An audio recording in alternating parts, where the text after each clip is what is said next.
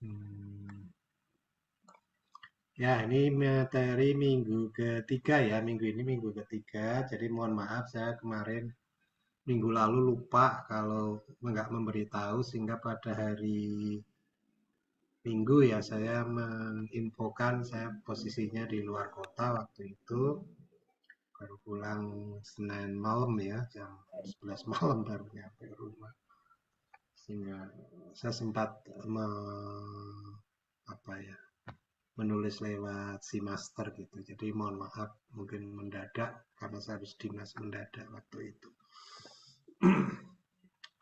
Minggu ketiga kita materinya adalah aspek geospasial dalam boundary making batas di darat, begitu ya. Ini materi minggu ketiga. Kita sudah merancang 7 kali pertemuan. Eh, Sebelum ke sana kemarin kita sudah belajar tentang boundary making batas darat internasional gitu ya. Jadi teori boundary making kan kemarin kalau sudah saya sampaikan itu yang kita gunakan adalah yang pendekatannya Stephen P. Jones gitu ya 1945 yang sudah diadopsi dan dimodifikasi untuk keperluan sekarang gitu. Ini saya contohkan di dalam proses boundary making. Jadi boundary making kan konsepnya 4 ya, alokasi, delimitasi, demarkasi, dan administrasi gitu ya. Ini yang perlu dipahami. Bagaimana proses alokasi gitu. Kalau dalam konteks batas internasional itu proses alokasi itu kan kemarin sudah saya sampaikan. Kalau sekarang kayaknya sudah enggak ini ya. Ini saya lihat Mas Andre Wijaya kok anu ya, memperhatikan saya serius banget pakai kacamata Mas Andre. Ini pakai apa, Andre? Pakai avatar, Pak, maaf. Serius banget itu perhatikan saya itu pakai kacamata bulat itu terus perhatikan. Saya jadi takut ya. Hmm. Tidak berkedip gitu ya. Jadi teori boundary making yang dipakai kemarin ada yang dari Stephen Jones gitu. Itu ada 4 tahapan begitu ya di dalam proses boundary making. Yang pertama alokasi. Apa itu alokasi? Alokasi itu proses politik ya untuk menentukan pembagian wilayah teritori ya. Dalam konteks ini karena batas internasional berarti teritorial batas negara ya. Kemudian delimitasi kaitannya adalah penetapan ya, yakni mendivisikan batas satu wilayah dengan bisa dalam bentuk narasi begitu ya, narasi yang dituliskan sehingga nanti bisa dituangkan dalam bentuk perjanjian ya atau treaty gitu ya. Kemarin sudah saya sampaikan. Kemudian yang ketiga demarkasi ya, penegasan di situ. Konteksnya adalah menentukan titik dan garis batas yang di lapangan gitu ya, jadi garis batas yang nyata di lapangan, yang real begitu, dengan memberikan tanda batas ya, misalnya patok-patok pilar batas. Dengan cara melakukan apa? Melakukan pengukuran, menghitung koordinat batas, dan menyajikan dalam bentuk peta batas. Kemudian yang keempat itu administrasi ya, kalau di dalam konteks apa dari makingnya dari Stephen P. Jones itu, yakni mendokumentasikan dan mengarsipkan batas dan kawasan berbatasan untuk berbagai keperluan. Nah, konteks administrasi ini di era abad 21 ya, mungkin sudah dikembangkan lagi ya kaitannya dengan manajemen kemarin ya. Manajemen, bagaimana mengelola data itu, data kaitannya dengan batas-batas, termasuk barangkali yang sangat urgen adalah bagaimana memelihara dan membangun ya di wilayah perbatasan itu sehingga itu menjadi pintu depan ya wajah depan dari batas satu negara. Nah, di situ perlu dibuat menjadi maju mestinya ya. Gitu. Bagaimana konteks alokasi kalau di lahan batas internasional ya? Jadi kalau batas internasional kemarin sudah saya sampaikan ada, ini kan em, kayaknya sudah nggak ada ya sekarang ya proses alokasi. Karena apa? Terutama di negara-negara yang eh, kan rata-rata kalau dulu pada era Stephen B. Jones ini 1945 itu kan banyak negara-negara baik di Asia, Afrika itu kan dikuasai oleh negara-negara yang ada di Eropa gitu ya. Nah, pada waktu itu barangkali mereka kan sudah membuat alokasi ya. Kemarin saya contohkan misalnya antara Inggris, Belanda, kemudian Spanyol misalnya di Indonesia itu ya, kan yang mengalokasikan misalnya kalau apa Spanyol ya betul ya, Portugis ya, Portugis lupa ya, yang Timur Leste itu ya, nah, dan menguasai Timur Leste, kemudian sebagian besar dikuasai oleh Belanda, dan mungkin yang di Kalimantan itu sebagian yang wilayah utara dikuasai oleh Inggris. Nah, mereka sudah mengalokasikan, itu namanya alokasi. Mereka membagi-bagi begitu ya. Nah, dalam konteks setelah negara merdeka tadi, setelah merdeka di era setelah Perang Dunia II, kan batas-batas wilayah tadi, wilayah penjajahan tadi, atau wilayah kedudukan, atau wilayah koloni tadi, dimerdekakan begitu ya. Nah, situlah alokasi, proses alokasi ditetapkan. Nah, begitu sudah merdeka, alokasinya jelas, alokasi yang dipakai apa? Ya, prinsip dari hukum internasional yang namanya uti possidetis juris tadi.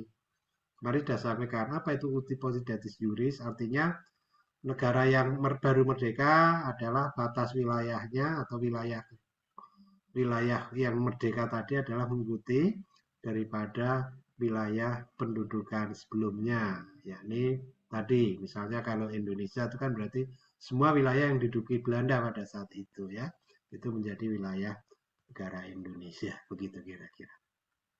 Artinya proses alokasi dalam konteks batas negara di Indonesia sudah selesai, begitu ya. Karena kita berbatasan dalam konteks yang di darat khususnya kan hanya dengan 3 negara begitu ya, dengan Malaysia, dengan Papua Nugini, sama dengan Timur Leste. Itu proses alokasi sudah selesai. Tinggal apa tahap berikutnya? Makanya di dalam gambar ini kan alokasi ada di atas, masuk ke delimitasi. Justru yang masih belum selesai adalah pada tahap kedua, tahap ketiga, tahap keempat. Dan kalau yang merujuk ke prinsip modern sekarang, tahap berikutnya, tahap kelima ya, kaitannya dengan manajemen wilayah perbatasan itu. Ya, manajemen wilayah perbatasan menyangkut pembangunan di wilayah itu seperti apa, agar maju seperti apa wilayah-wilayah yang lain dan seterusnya. Nah, artinya bahwa sampai di sini proses alokasi selesai batas negara ya. Yang selanjutnya adalah proses delimitasi. Nah, apa yang dilakukan di dalam proses delimitasi? Kita melihat dari alokasi tadi ya. Misalnya, kalau yang perbatasan di Kalimantan itu misalnya ya, berarti kan kita harus melihat perjanjian antara Indonesia, Belanda dengan Inggris misalnya ya. Batas yang ada di Timur Leste itu antara Belanda dengan Portugis misalnya ya. Nah, dari situ kita melakukan proses yang namanya delimitasi, yaitu pendefinisian batas. Nah, ini yang ada yang bisa langsung sepakat, ada yang belum sepakat gitu ya. Karena kondisinya apa? Kondisi pada saat koloni waktu itu, ya, artinya pada saat pendudukan Belanda, kemudian pendudukan Inggris, Portugis, dan lain-lainnya tadi, kan dalam bentuk narasi. Rata-rata mereka membuat dalam bentuk narasi berupa perjanjian yang tertulis, ya, bahwa batasnya adalah dari sini ke sini melewati ini dan seterusnya begitu kira-kira lah. Nah, pada saat sekarang kondisi itu barangkali sudah misalnya kalau batasnya itu merupakan batas alam, barangkali sudah mengalami banyak perubahan. Nah, itulah yang proses delimitasi tadi, tidak serta-merta kalau alokasi sudah selesai, ya, perjanjian sudah kita sepakati, pada saat melakukan penetapan batas dalam bentuk perjanjian yang baru, ya, misalnya Indonesia, Malaysia, Indonesia dengan Papua Nugini, dengan apa? Timur Leste begitu ya. Itu tidak semuanya dengan mudah terselesaikan begitulah kira-kira ya. Ada beberapa segmen yang masih menyisakan yang multi interpretasi, istilahnya ambigu gitu ya. Masing-masing berpendapat batasnya bisa lokasinya berbeda begitu ya, semacam itu. Untuk itu makanya diperlukan tadi informasi geospasial sebagai apa ya? Sebagai masukan ya yang harus diperhatikan dengan memperhatikan aspek geospasial. Jadi perjanjian tadi, alokasi dalam bentuk narasi tadi, kemudian dituangkan dalam bentuk spasial ya, dalam bentuk informasi geospasial. Peta lah begitu ya. Kemudian juga melihat peta-peta yang ada, peta-peta yang lama. Karena kondisinya dengan kondisi saat itu, pada saat perjanjian itu dibuat, misalnya tahun 1900 lah begitu ya. Sekarang sudah tahun 2000-an misalnya. Kondisinya kan sudah sangat berbeda, kondisi alamnya. Terutama yang menyangkut batas-batas menggunakan batas alam. Nah, dari peta-peta itu disepakati dulu di atas meja misalnya, kemudian dilakukan peninjauan lapangan.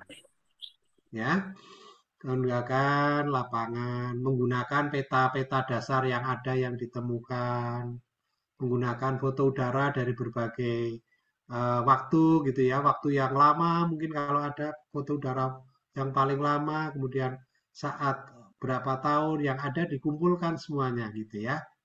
Dari hasil pengumpulan data-data tadi dalam bentuk data spasial maupun tinjauan lapangan terkini, kemudian baru masuk ke bagaimana menyepakati itu, ya, menyepakati proses delimitasi tadi untuk mendefinisikan batas dalam bentuk perjanjian yang baru ya, yang terkini. Kalau itu kan alokasikan dari perjanjian lama antar koloni gitu ya. Kalau yang sekarang proses delimitasi adalah sudah antar negara, misalnya Indonesia dengan Timur Leste. Berarti di situ ada perjanjian-perjanjian yang harus dipelajari bersama kaitannya dengan proses alokasi tadi, dituangkan dalam bentuk delimitasi dengan melihat perjanjian Belanda sama Portugis dengan menggunakan peta-peta lama yang ditemukan yang menunjukkan bahwa itu batas. Kemudian ada foto udara misalnya ya, peta dasar lainnya ya yang bisa digunakan sebagai rujukan pada saat melakukan proses apa? Negosiasi ya di situ. Negosiasi kalau yang clear biasanya lancar. Oh, sepakat. Ini batasnya dari puncak bukit ini sampai puncak bukit ini melewati punggung bukit ini atau watershed ini. Kemudian ini dari ini turun lewat sungai, ya namanya sungai apa gitu ya, sampai ujungnya di sungai ini sampai muara laut dan seterusnya misalnya ya, seperti itu. Kalau itu clear, ya tidak ada saling bantah, tidak ada saling uh, klaim, berarti lancar lah. Itu proses delimitasi di situ bisa masuk ke tahap perjanjian delimitasi batas. Nah, itu kuncinya di negosiasi lah. Ini yang panjang biasanya justru di sini. Kalau negosiasi dari segmen-segmen batas yang tadi berdasarkan pelajari dari treaty, dari tinjauan lapangan, dari peta dasar, dari foto udara kok belum cocok. Masih sama-sama mengklaim yang berbeda garis batasnya. Berarti kan masuk ke penyelesaian namanya sengketa begitu ya.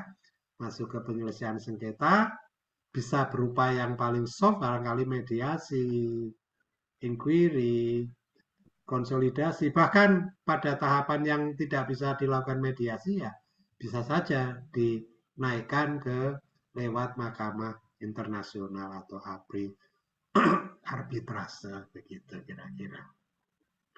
Nah dari situ kalau mediasi oke ya berarti selesai bisa dibuat perjanjian delimitasi batas.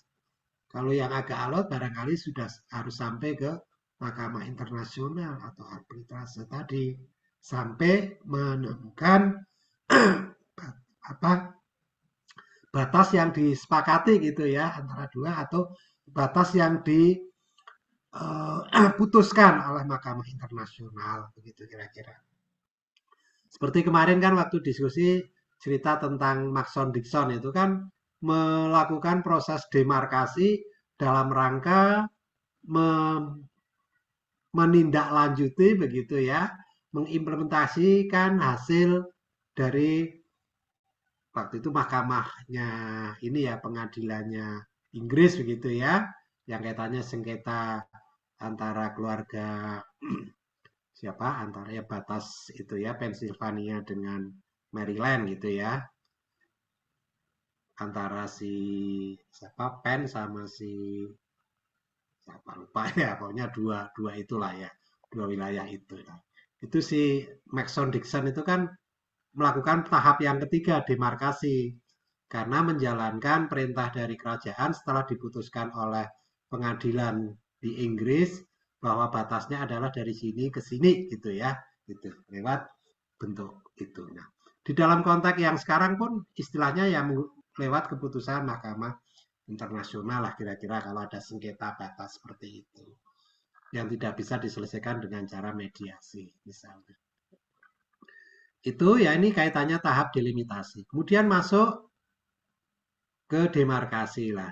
Dalam demarkasi ini juga ada pedoman atau panduan atau spesifikasi kegiatan pekerjaan yang kaitannya untuk melakukan demarkasi. Ini harus disepakati oleh dua belah pihak karena ini kan menyangkut titik batas antar dua negara ya.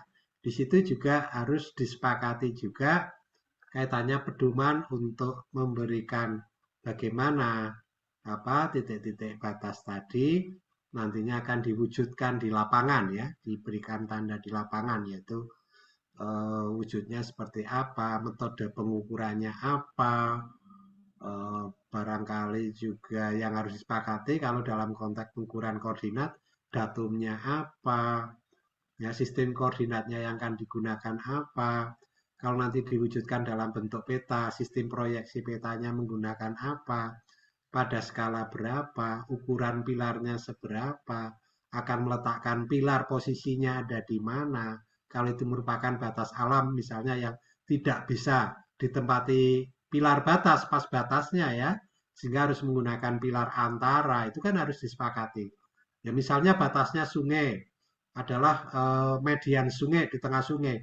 Tengah sungai kan nggak mungkin kan kita memasang pilar batas di tengah sungai apalagi sungainya besar misalnya. Berarti harus disepakati misalnya masing-masing apa wilayah menempatkan pilar batas antara yang ada di sepanjang sungai yang menjadi batas dan itu digunakan sebagai pengikat koordinat daripada median sungai misalnya.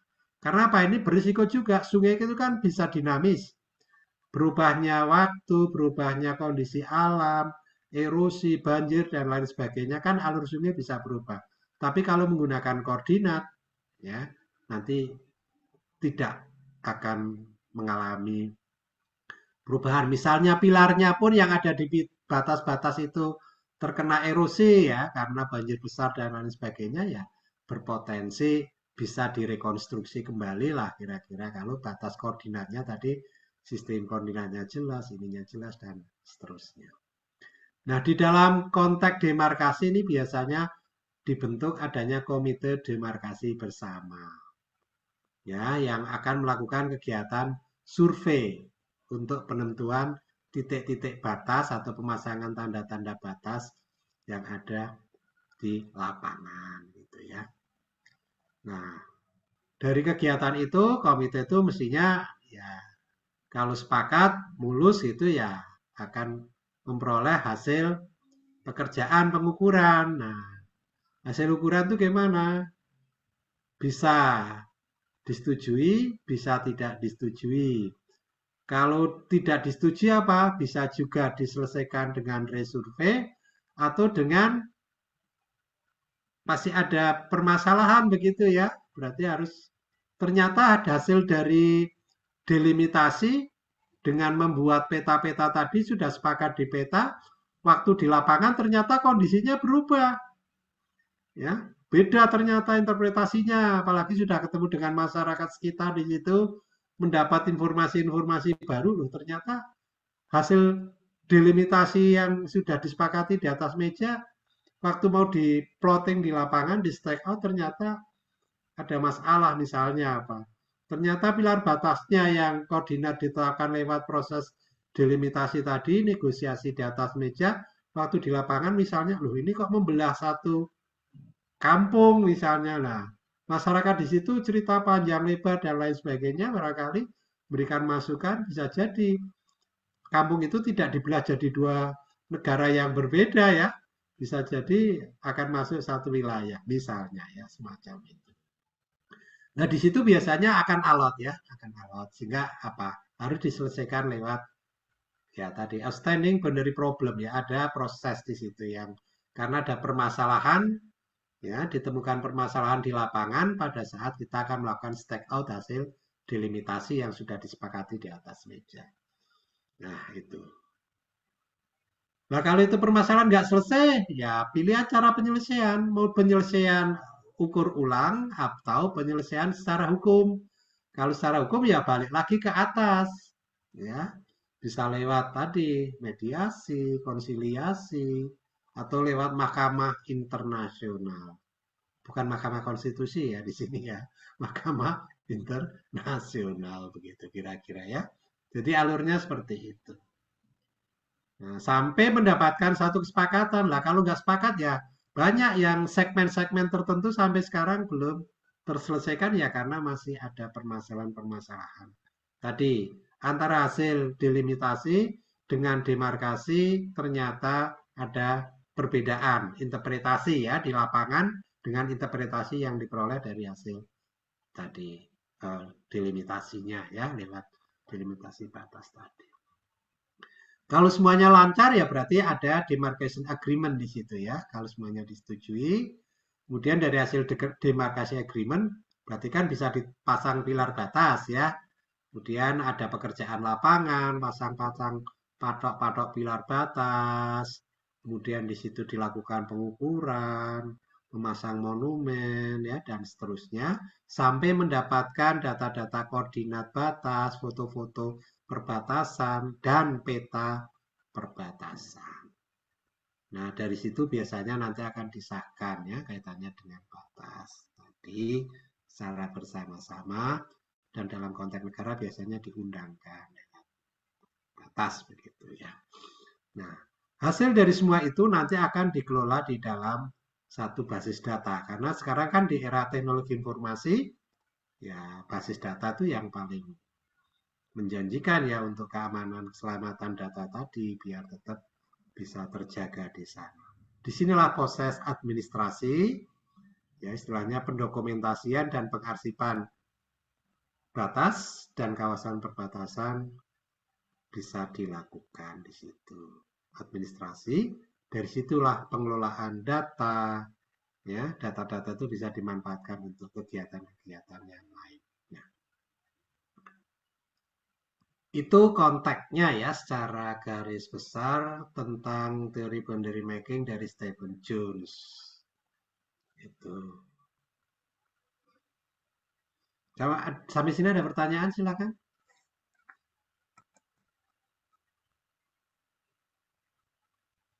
Kalau ada pertanyaan, tidak ada. Oke, ini masih review yang kemarin ya tentang teori boundary mapping.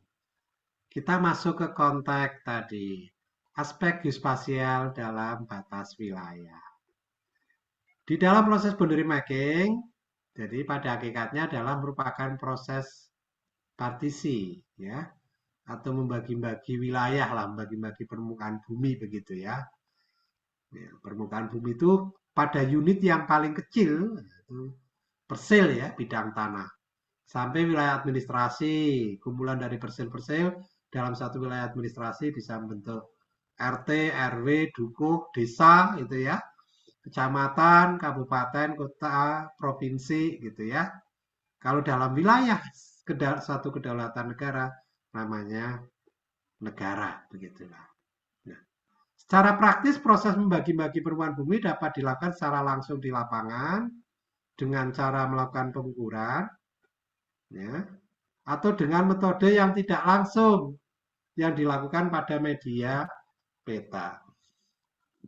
Ini konteksnya yang pertama tadi alokasi misalnya ya, itu kan bisa dilakukan seperti itu.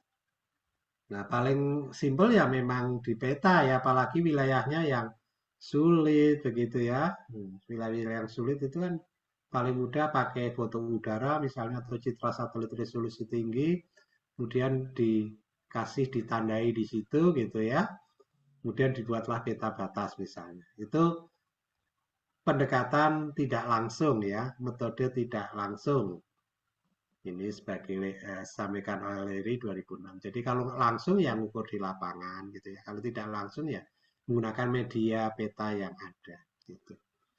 Nah, ini kalau era sekarang ya foto udara itu kan semakin mudah, teknologi itu juga semakin relatif murah ya, kompetitif misalnya menggunakan UAV, drone gitu ya. Tidak seperti dulu harus menggunakan pesawat besar dan lain sebagainya gitu. Tapi kalau yang medannya sulit ya, berarti pesawat besar perlu juga di situ ya. Kalau medannya sulit dijangkau begitu. Kegiatan partisi permukaan bumi masuk ke dalam lingkup ilmu geodesi praktis melalui kegiatan yang namanya survei dan pemetaan atau surveying. Selain surveying juga ada proses yang namanya adjudikasi. Dalam konteks batas ini, ya mau tidak mau, ya, peran ilmu geodesi selain dalam bentuk kegiatan melakukan survei dan pemetaan, juga harus punya kemampuan untuk proses adjudikasi di dalam proses boundary making. Apa itu adjudikasi? Ya. Dalam konteks penyelesaian batas, tadi sering sekali kan antar dua pihak itu kan saling klaim ya. Istilahnya tadi di atas saya sampaikan ada sengketa begitu ya. Ada ketidaksepakatan terhadap segmen batas misalnya. Berarti kan masing-masing tidak, biasanya kalau semacam itu tidak mau saling ya mengalah begitu ya, masih berpandangan berpendapat ya, sesuai dengan dokumen yang dimiliki. Nah, disitulah timbul ambigu, timbullah yang namanya perselisihan atau dalam bahasa ininya sengketa. Nah, kita sebagai seorang surveyor nanti selain mampu untuk menyelesaikan kegiatan tadi, pemasangan batas, ya, atau menyelesaikan penetapan penegasan batas baik di lapangan maupun di peta, kita juga bisa harus menjadi seorang penengah. Adjudikasi itu intinya ya tadi penyelesaian sengketa tadi ya, dua pihak kita menjadi pihak ketiga lah begitu ya sebagai penengah untuk penyelesaian masalah. Ini biasanya akan melibatkan peta-peta di situ ya. Jadi masing-masing kan biasanya punya peta masing-masing ya.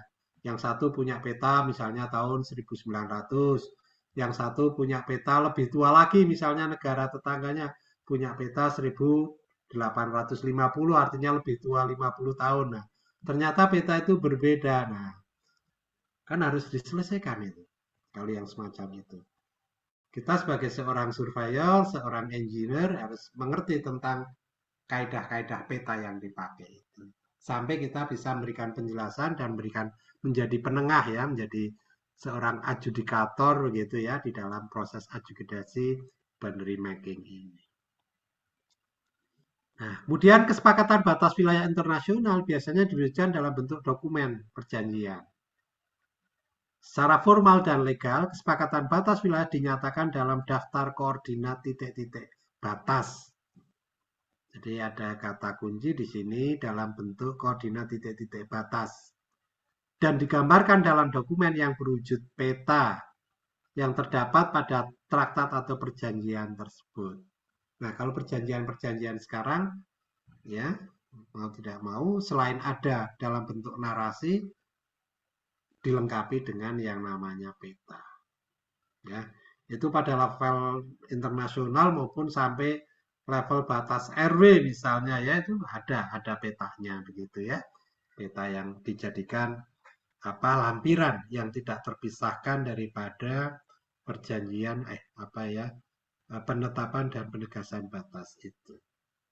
Karena posisi titik batas merupakan hasil atau kesepakatan antar negara, maka kesepakatan tersebut seharusnya mencakup sistem koordinat dan datum geodetik yang digunakan tadi. Jangan sampai misalnya perjanjian antara Indonesia dengan apa Timur Leste misalnya ya, misalnya. Indonesia kan sekarang menggunakan sistem koordinatnya apa ya UTM misalnya untuk koordinat petanya.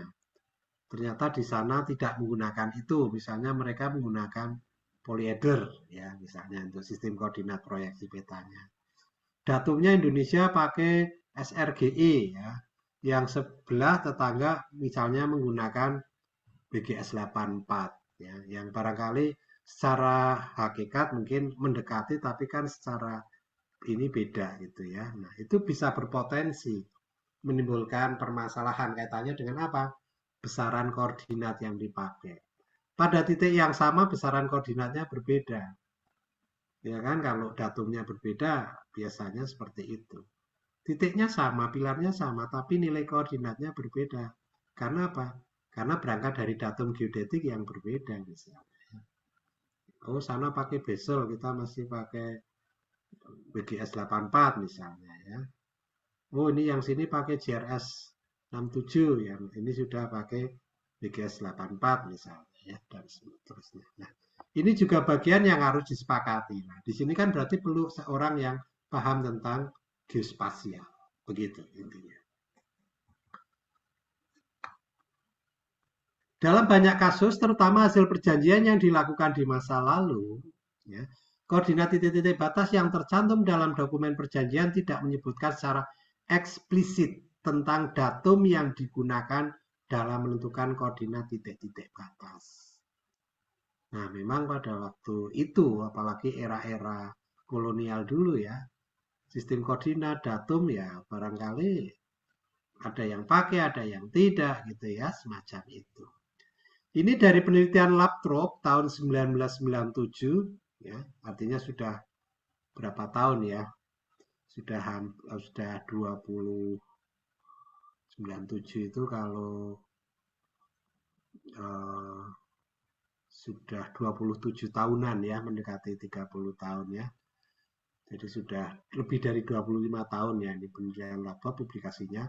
Pada waktu itu si Pak Laptrop ini melakukan kajian kaitannya perjanjian batas internasional yang disimpan ya di The American Society of International Laws to the International Maritime Boundaries. Dari 147 dokumen perjanjian batas internasional yang peneliti Laptrop ini kaji, itu ditemukan 55% ya yang tidak menyebutkan datum geodetik yang digunakan sebagai referensi koordinat titik-titik batas ini ya. Dari sini kita bisa nangkap, oh berarti potensi akan timbulnya apa permasalahan batas karena masalah koordinat bisa saja terjadi ya karena sekarang kan semua positioning merujuk pada satu sistem referensi tertentu ya yang harus didefinisikan. Nah, kalau tidak didefinisikan sistem koordinatnya ya, datum geodetiknya dan seterusnya ya, titik-titik koordinat yang barangkali didefinisikan pada perjanjian tersebut bisa saja multi interpretasi begitu ya, sehingga akan berpotensi menimbulkan permasalahan baru atau konflik dan lain sebagainya. Namun pada tahun 2007 ya, artinya 10 tahun kemudian, sebagian dari 2007 artinya sekarang sudah ya, kalau ini ya 15 tahun terakhir inilah kira-kira ya. Sebagian besar perjanjian batas maritim yang telah ditandatangani telah menyebutkan secara spesifik tentang datum geodetiknya. Nah, ada ditemukan ini oleh penelitiannya Pratt ini ya. Kecuali perjanjian yang dilakukan oleh Indonesia dan Vietnam pada tahun 2003 di Laut Natuna ya. Ini belum menyebutkan spesifik tentang datum geodetiknya. Tahun 2003 ya harusnya sudah punya sistem ya, sistem ini. Mungkin ada yang terlupakan di sana barangkali ya. Gitu ya.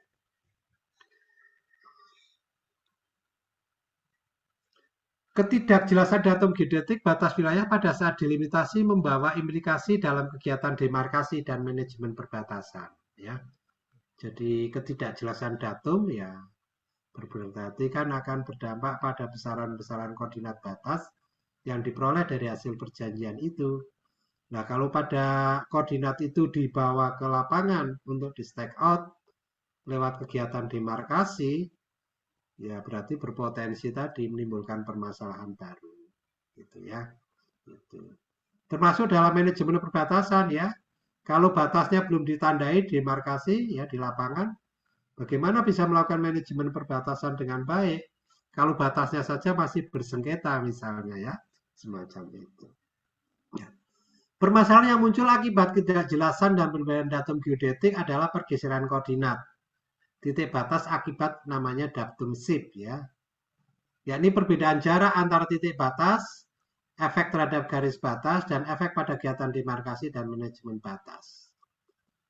Ini contoh misalnya yang dilakukan penelitian oleh Pak Zainal Abidin ya, Pak Hasan, ITB itu.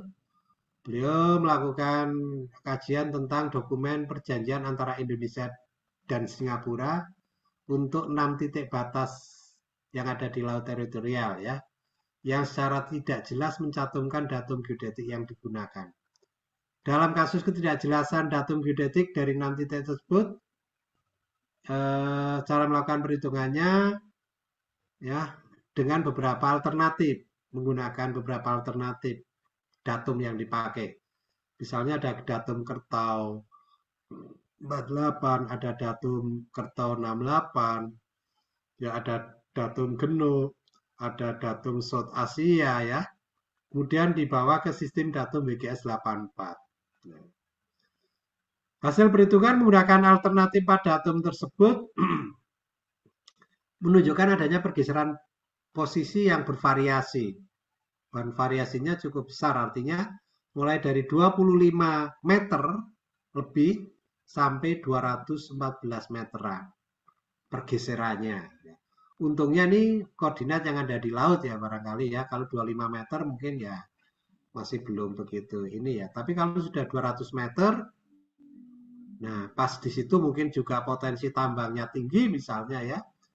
Indonesia Singapura itu kan potensi ekonominya kan sangat tinggi di perbatasan itu ya, di wilayah laut itu ya. Potensi ekonominya tinggi kayaknya untuk lalu lintas internasional kan di sana ya.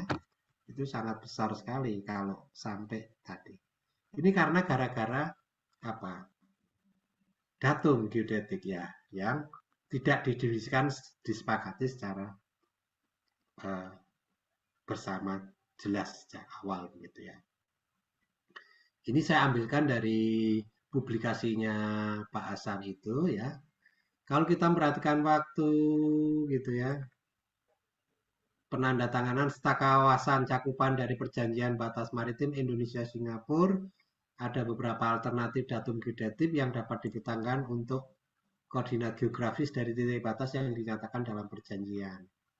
Nah, alternatifnya misalnya ini kan laut teritorial Indonesia dengan ini Singapura itu kan ada di Selat Singapura ya.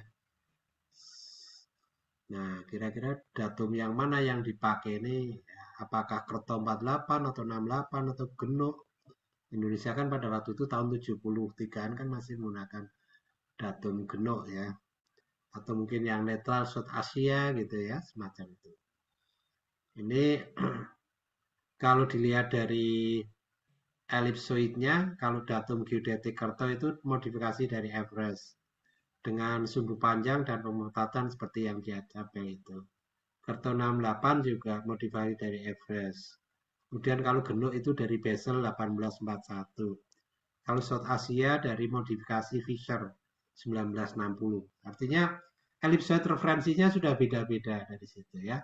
Dari masing-masing datum geodetik yang digunakan itu.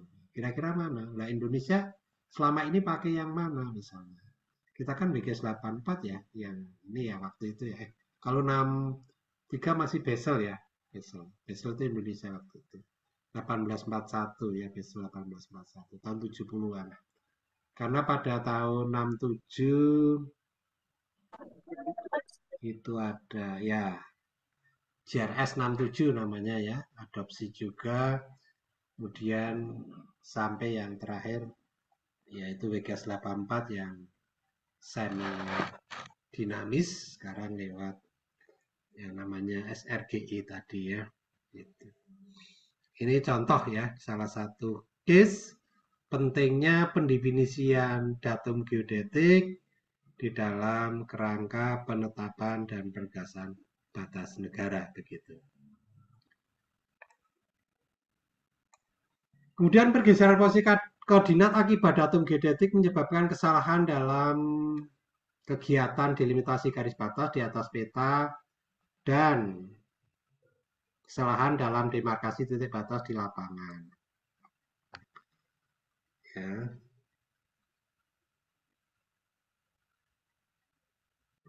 Kesalahan ini tentunya bisa berakibat menguntungkan merugikan masing-masing pihak. Perbedaan koordinat geodetik 1 detik bisa menyebabkan pergeseran di lapangan sekitar 30 meter. Pada daerah yang terletak pada lintang sekitar 55 derajat terhadap pergeseran sekitar 15 meter.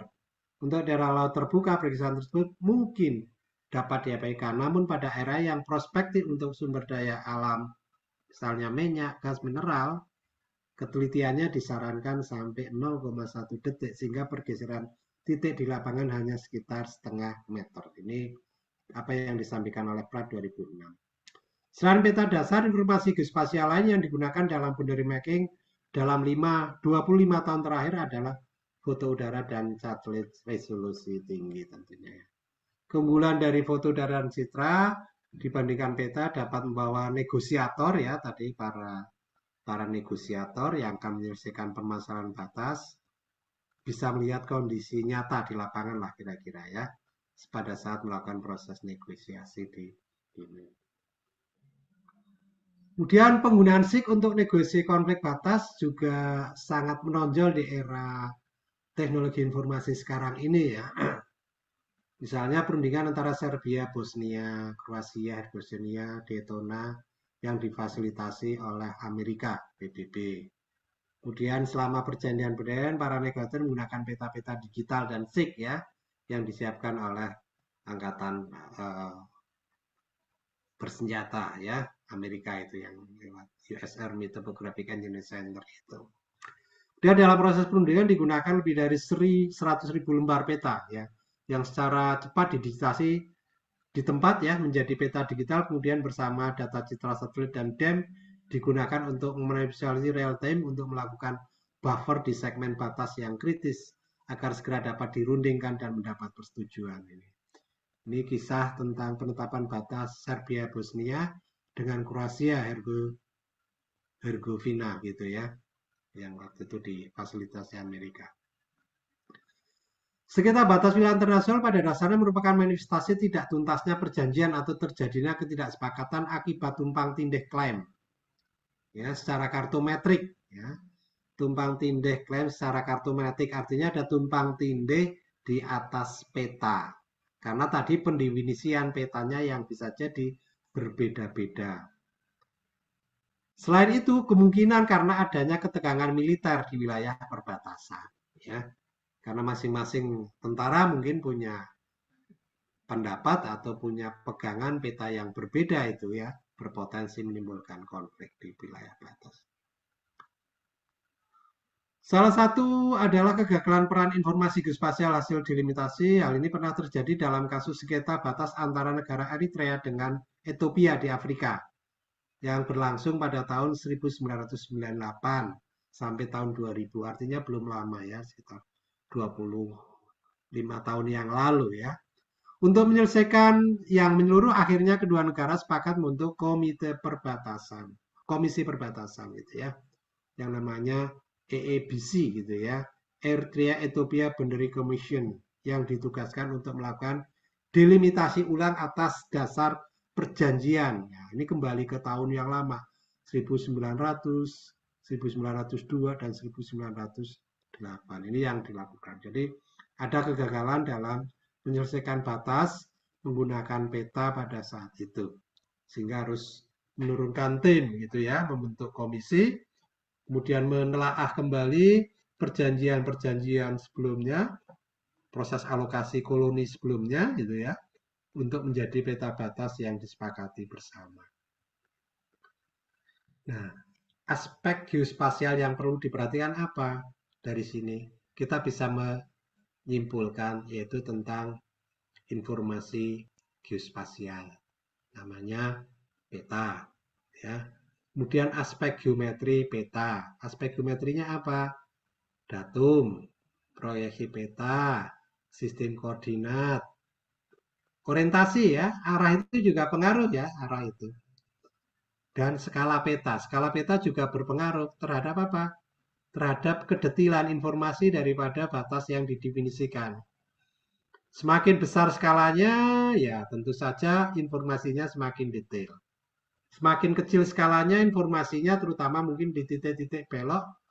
Ya kalau skala 100.000 dengan skala 10.000 kan hasil kedetilan informasi di lapangan atau di peta kan bisa berbeda ya semacam itu. Kemudian sistem koordinat geodetik yang digunakan ya. Sistem koordinat geodetik atau geografis ini merujuk pada tadi model bumi yang dipakai spheroid apa ellipsoid ini juga berpengaruh di situ ya. Dan koordinat proyeksi apakah proyeksinya apa yang dipakai ya, bermacam-macam sistem proyeksi peta kan banyak. Ya kalau kita kan pakai UTM misalnya ya. Kemudian ada yang peta-peta topografik lama pakai polyeder misalnya. Semacam itu. Mungkin dengan negara tangga mungkin menggunakan sistem proyeksi yang berbeda. Ya. Sistem teori tentang proyeksi peta kan macam-macam ya. Nah, ini berpotensi juga. Nah, peta yang ideal kan proyeksinya mestinya bisa menggambarkan wilayah itu. Artinya apa? Kalau digunakan untuk menghitung luasnya benar, bentuknya benar, arahnya benar, dan jaraknya benar. Itu kan yang ideal seperti itu. Kemudian aspek toponim, ya nama unsur rupa bumi ini juga akan menjadikan kadang-kadang apa bisa ambigu ya nama. Jadi nama misalnya batas kan banyak kalau batas negara biasanya melewati batas alam ya.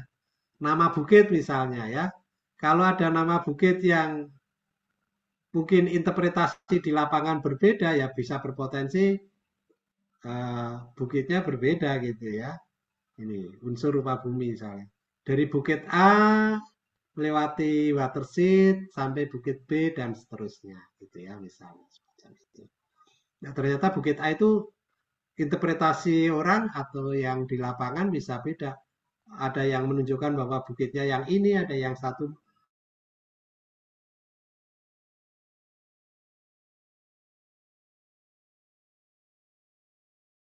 dan demarkasi batas tadi. Nah, pertanyaannya kira-kira bagaimana karakteristik peta batas wilayah negara terkait dengan datum geodetik, sistem proyeksi, sistem koordinat, skala yang digunakan ya. Ini nanti menjadi tugas barangkali ya. Macam itu. Sampai di sini ada pertanyaan?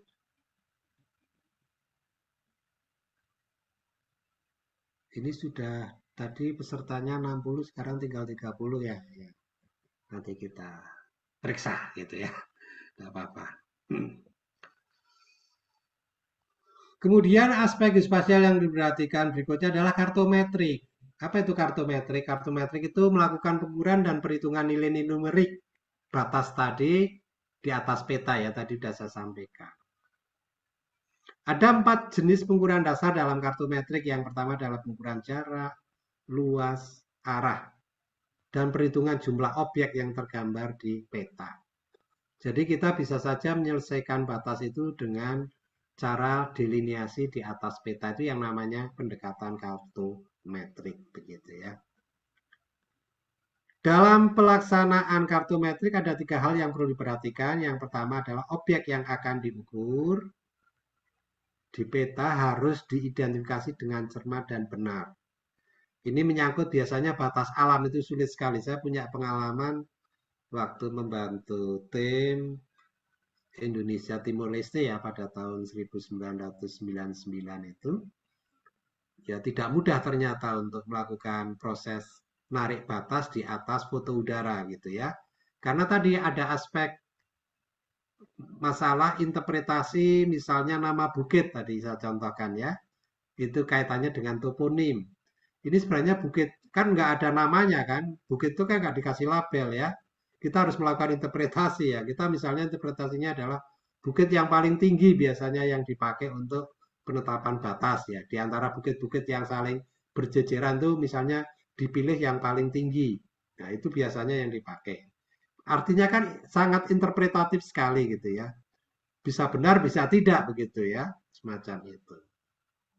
Kemudian menarik garis batas melewati watershed. Nah, watershed itu kadang-kadang kan putus-putus juga. Nah, kalau putus itu larinya apakah belok ke kiri dulu, apa belok ke kanan dulu? Ya, watershed ya. Tahu-tahu watershed ya. Pusat punggungan bukit itu. Kadang-kadang kan terbelah gitu ya. Semacam itu. Dan turun, kemudian naik lagi ke pundu apa ke watershed yang atas, bukit yang tertinggi lagi. Itu pekerjaan yang tidak mudah dan sangat interpretatif dan memang butuh kecermatan ya. Ya, tentu harus cermat dan benar ya. Waktu itu saya mencoba melakukan delineasi dengan menggunakan foto udara yang sudah ditampilkan secara 3 dimensi begitu ya.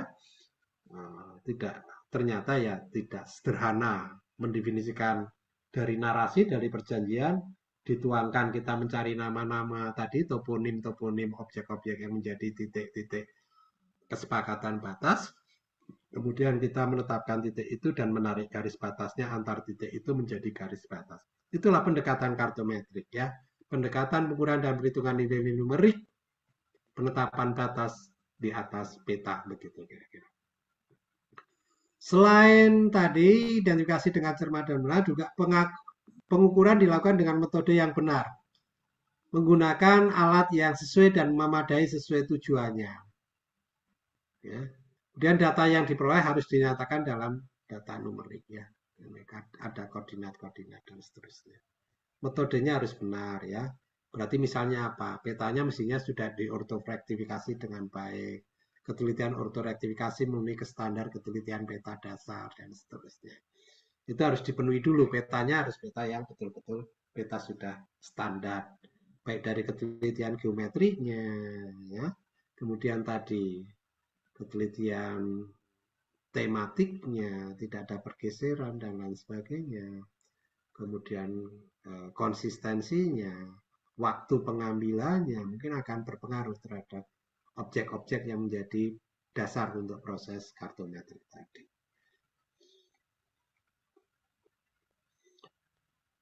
Kemudian peran informasi geospasial dalam boundary making pada tahap alokasi. Tahap alokasi biasanya dilakukan oleh negarawan atau diplomat yang mewakili negara, pemerintah masing-masing pihak.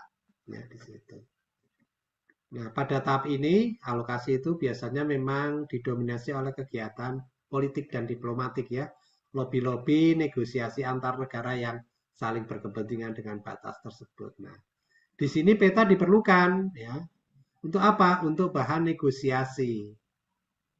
Ya, jadi kalau bahan negosiasi biasanya belum perhatikan ketelitian, skala, datum, koordinat. Ini yang penting petanya ada ini loh, batasnya kira-kira di sini, di sini gitu ya. Tapi kalau di era sekarang ya tentunya peta yang teliti, skala, datum, sistem koordinat yang jelas ya, itu menjadi penting ya.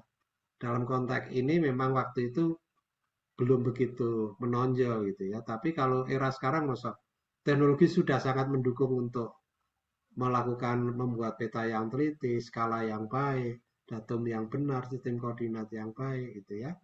Aspek kartografis yang mudah dipahami, ikuti standar gitu ya. Mestinya harus terpenuhi lah seperti itu. Peta yang digunakan adalah peta skala menengah atau kecil ya. Mengetahui posisi relatif daerah yang dirundingkan terhadap daerah sekitarnya dalam kaitannya dengan aspek geopolitik. Ini ya ini kan pendapat tahun-tahun era Jones itu kan tahun 45 gitu ya. Ya waktu itu itulah. Sekarang kan sudah era teknologi informasi saya kira ya harus di-upgrade begitulah kira-kira ya. Walaupun demikian, tersedianya peta tetap sangat penting sebagai sumber informasi bagi para negarawan dan pihak-pihak yang berkepentingan untuk bernegosiasi. Data lain selain peta adalah foto udara, citra satelit resolusi tinggi, dan lain sebagainya. Ya, yang mendukung tentunya saat ini. Nah, untuk itu biasanya memang para negosiator ya harus tahu tentang spasial. Nah, makanya di dalam proses negosiasi tadi biasanya tidak hanya oleh ahli hukum, ahli politik ya, tapi juga ada ahli geospasialnya biasanya. Kalau di era sekarang ya, yang paham betul dalam kegiatan apa diplomasi kaitannya penggunaan peta yang betul seperti apa begitu ya. Untuk para politisi dan diplomat perlu mendapat masukan advis dari ahli dalam bidang geodesi, kartografi atau seorang geografer begitu kira-kira. Kemudian pada tahap delimitasi, memilih letak batas dan mendirikan titik batas pada tahap delimitasi diperlukan peta sebagai infrastruktur untuk dapat melakukan dua kegiatan tersebut. Katanya apa? Pemilihan letak memerlukan pertimbangan geografis selain politis ya. Dalam pertimbangan geografis tentunya peta diperlukan adalah peta yang menggambarkan unsur pemagumi secara lengkap. Terutama misalnya unsur alamiah ya. Sungai, danau, watershed ini biasanya menjadi dasar untuk di dalam proses delimitasi penarikan batas ya, penetapan batas. Kalau unsur buatan manusia ya biasanya yang relatif inilah ya, tetap lama gitu ya, bisa mudah identifikasi pada saat lalu, saat ini maupun kedepannya mungkin juga akan mudah di ini. Misalnya apa ya? Kalau sungai ada jembatan misalnya, jembatan kan biasanya monumental gitu ya, semacam itu.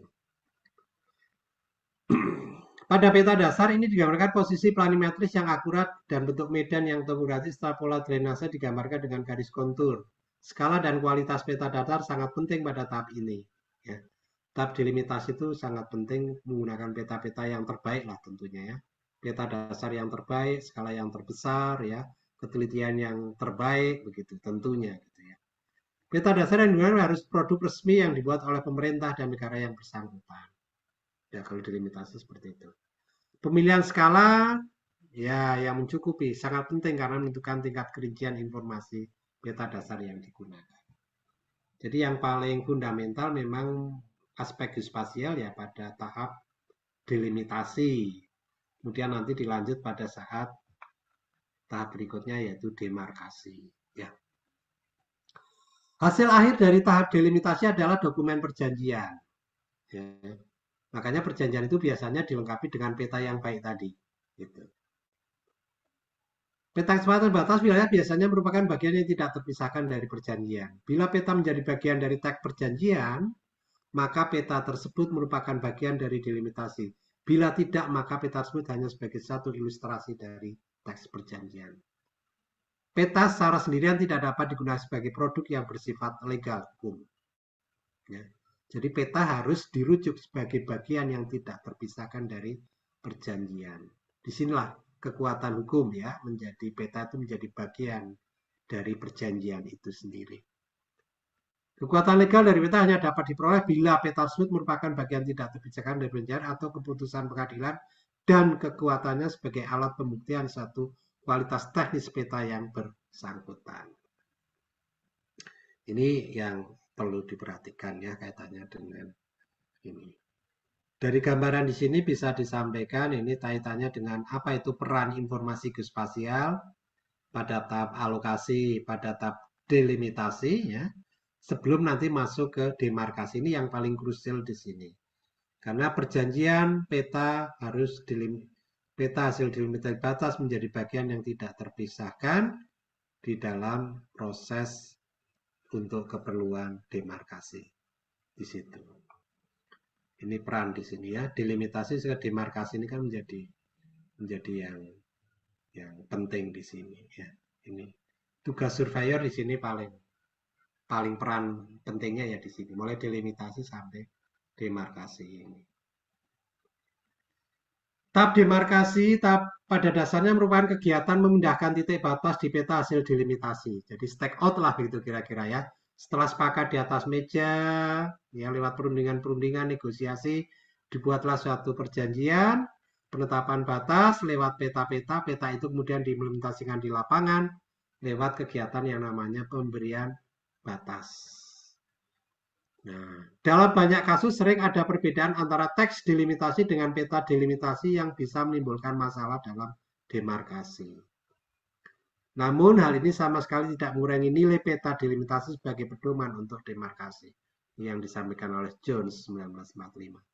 Pada tahap demarkasi dilakukan stake out titik batas ke lapangan dan survei pemetaan sepanjang koridor batas dengan lebar koridor yang disepakati oleh kedua belah pihak. Dalam proses ini aspek geometri sangat penting, menyangkut apa?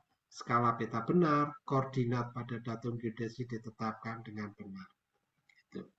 Ini contoh survei-survei yang dilakukan di waktu dengan Timur Leste ya, stake out peta perjanjian itu ditanda ini batas yang lewati sungai harus diukur.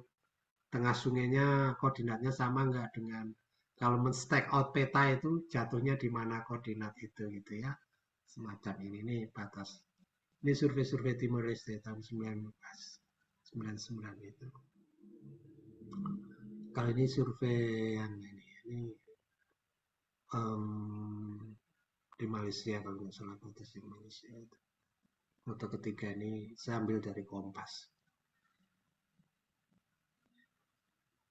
Peta dalam proses demarkasi. Setelah survei lapangan, kemudian dibuat peta demarkasi yang merupakan topografi sepanjang garis batas pada lebar koridor yang ditentukan bersama. Ini yang tadi harus ditentukan spesifikasi petanya, kira-kira akan seperti apa yang disepakati gitu ya. Peta demarkasi dibuat dari pengukuran langsung dengan standar spesifikasi teknis pemetaan yang ditentukan bersama. Peta demarkasi merupakan tampilan akhir dari proses boundary making dan peta ini digunakan untuk keperluan administrasi dan pemeliharaan batas. Peta demarkasi digambarkan pada skala minimal 100.000 ya, atau lebih besar. Ini kecil kalau sekarang ya, peta 100.000 ya. Tapi pada daerah yang berpendapat penduduk ya, peta demarkasi dapat dibuat dengan skala 1:5.000. Artinya kalau saya era sekarang mestinya ya 1:5.000 begitu ya. Biar ini. Tapi mungkin khusus pada daerah yang hutan belantara nggak terjangkau misalnya ya, pegunungan, perbukitan yang ini ya 100.000 menurut saya kok terlalu kecil ya. Saya kira 25.000 saja sudah kecil begitu ya. Ya, kalau daerah permukiman ada penduduk biasanya ya 5.000 itu. Sama dengan peta rencana tata ruang itu ya, seperti itu. Ini contoh peta demarkasi ya. Tapi ini bukan batas negara, tapi ini batas kabupaten ini ya contoh peta ini. Pemberian batas ini ya. Ini ada koridor, saya memberikan contoh ini koridor yang dipetakan sepanjang batas itu ke kiri ke kanan dari batas yang disepakati berapa. Ya, ini contoh Blitar. Kemudian peta pada tahap administrasi. Tahap administrasi pada dasarnya merupakan kegiatan mendokumentasikan proses dan hasil tahapan dari tahap alokasi, delimitasi, dan demarkasi ya. Hasilnya berupa basis data batas wilayah, termasuk peta begitu ya, atau informasi geospasial. Koordinat titik-titik batas, deskripsi titik batas, baik batas buatan seperti pilar maupun deskripsi batas berupa fenomena alam seperti punggung bukit atau watershed dan sungai. Selain itu juga mencakup pemeliharaan titik-titik batas. Peta-peta batas merupakan deskripsi batas yang didokumentasikan dengan baik. Ya, sangat penting untuk kegiatan pemeliharaan batas wilayah dalam bentuk basis data DISIC. Data dan informasi yang disusun dalam basis data meliputi data spasial seperti koordinat titik-titik batas, peta batas pada koridor tertentu sepanjang garis batas, deskripsi pilar batas, deskripsi batas alam, kemudian data non-spasial kaitannya dengan perjanjian misalnya, atau hasil catatan nota-nota kesepakatan, dokumen laporan dari setiap tahapan boundary making, undang-undang dan berbagai peraturan dari masing-masing negara yang berbatasan yang digunakan di dalam proses penyepakatan batas tadi. Ini pada tahap administrasi ini semuanya dikumpulkan. Nah, sekarang diskusi dulu sambil nunggu waktu saya akan cek Bagaimana karakteristik peta batas wilayah negara Indonesia yang digunakan sebagai dasar dalam penetapan batas di darat dengan negara tetangga? Ya, kira-kira coba Anda buka apa misalnya pakai laptop ya. Kira-kira pilih salah satu contoh lewat bisa di googling ya misalnya cari peta batas misalnya Indonesia Malaysia ya Indonesia Timor Leste atau Indonesia Papua Nugini. Saya minta Anda mungkin waktu 5 sampai 10 menit ya. Sambil saya akan ngecek yang masih tinggal di sini nih. Ya, itu. Silakan coba cari peta batas, kemudian bisa dikarakterisasi kaitannya dengan datumnya apa, sistem proyeksinya apa, sistem koordinatnya apa, skalanya berapa yang dipakai, toponimnya kira-kira kaitannya dengan penamaan titik-titik batas tadi seperti apa ya, atau batas alam dengan nama dan lain sebagainya. Coba silakan ya di membuka gitu ya, membuka ini. Ini kan kelas B ya. Saya cek ini ada Riana, nggak ada Ada, ya Pak. Riana. Ada. Ada. Ya, oke ya Riana ada. Faras, Afif, Ada, Pak. oke ya. Talita, ada ya. Nabila, Ada, Pak. ya ya. Dia, Hadir, Pak. hadir ya. Dia. Sebentar saya screenshot dulu.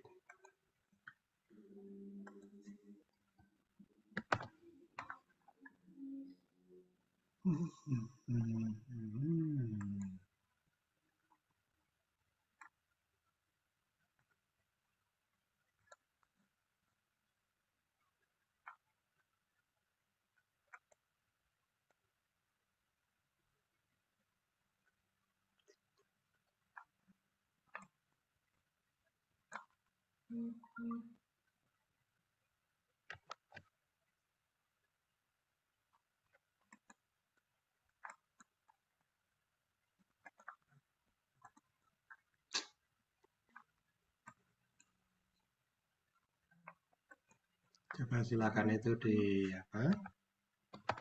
Dicari jawabannya dulu ya, dicari jawabannya dulu.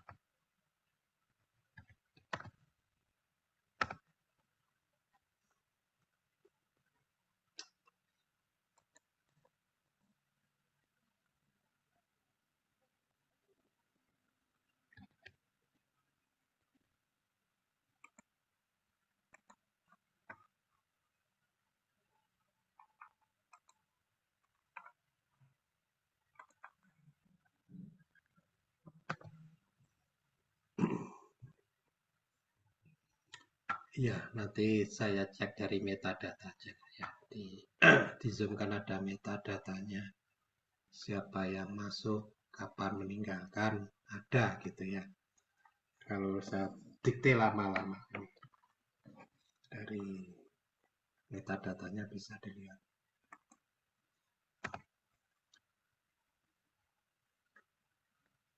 Oke.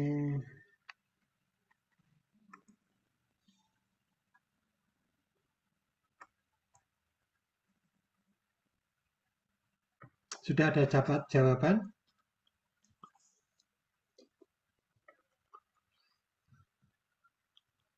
Dia tadi sudah ya? Dia. Dia ada Ada, dia. Pak. Ada, Oke. Pak. Terus gimana? Udah dapat petanya? Udah, Pak. Udah, coba. Jadi Bisa yang diceritakan peta batas mana itu? Dia. jadi bentar, Kak. Nyari di Google itu dapat peta perbatasan darat Indonesia sama Malaysia, Pak. Segmen mana?